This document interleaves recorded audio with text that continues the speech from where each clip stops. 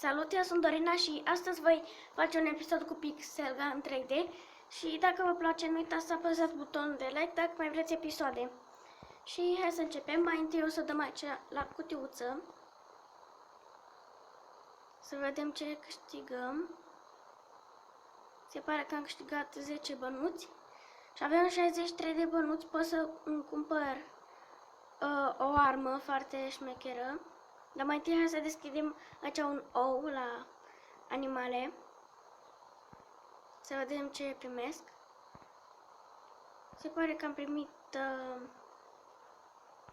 o vulpe, doar că am să păstrez liliacul pentru că m-am mai jucat și am primit un liliac și mi se pare că e mai bun. Și uite aici, vreau să-mi iau arma asta. Doar că mai am nevoie de încă 2 bănuți. Și haideți să îi fac. O să jucăm aici.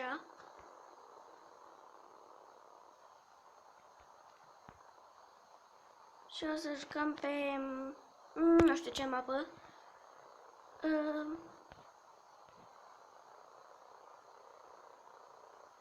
O să jucăm pe asta pentru că n-am mai jucat pe dânsa. Și nu am să filmez mai mult de 5 minute pentru că înainte să ce video m-a anunțat că nu am spațiu și nu pot să filmez mai mult de 5 minute. Așa că am să filmez doar o rundă.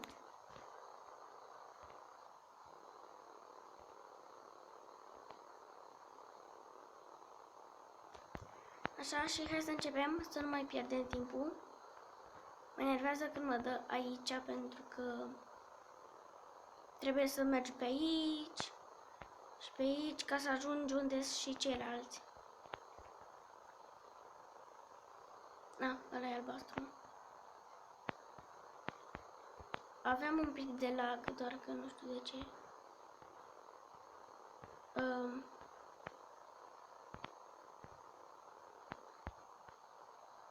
Se pare că m-a omorât fără să știu.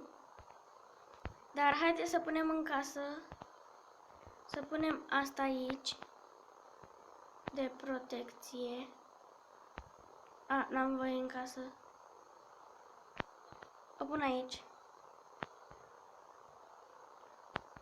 Și dacă mai vine unul, o să moară.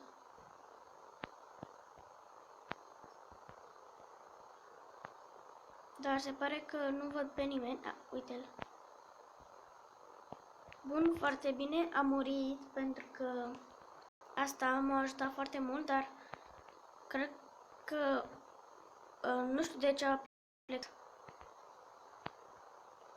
Avem 8 la 7. Și haideți să dăm în ăsta. Perfect, 9 la 7. Să ne urcăm aici sus. Da, se pare că mă omoară. Să mă arunc pe geam, poate nu mă vede. Să fug de aici.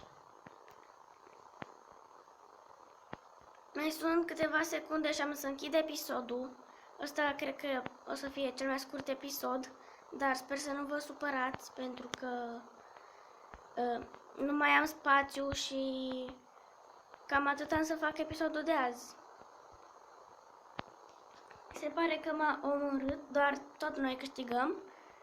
Și aici trebuie, dacă urci aici ajungi într-o căsuță, doar că, uitați, e foarte greu pentru că e un fel de parcurs pe aici și cazi. E un pic mai greu, dar se pare că am căzut. Nu contează, mi-a trimis cineva mesaj, dar asta nu contează. Pentru că era un prieten și se pare că am primit aici 5 de aia. Și câți bănuți? Niciunul. Și cam atât a fost cu episodul de azi. Sper că v-a plăcut. Nu uitați să apăsați butonul de like. Ne revedem data viitoare. Pa, pa!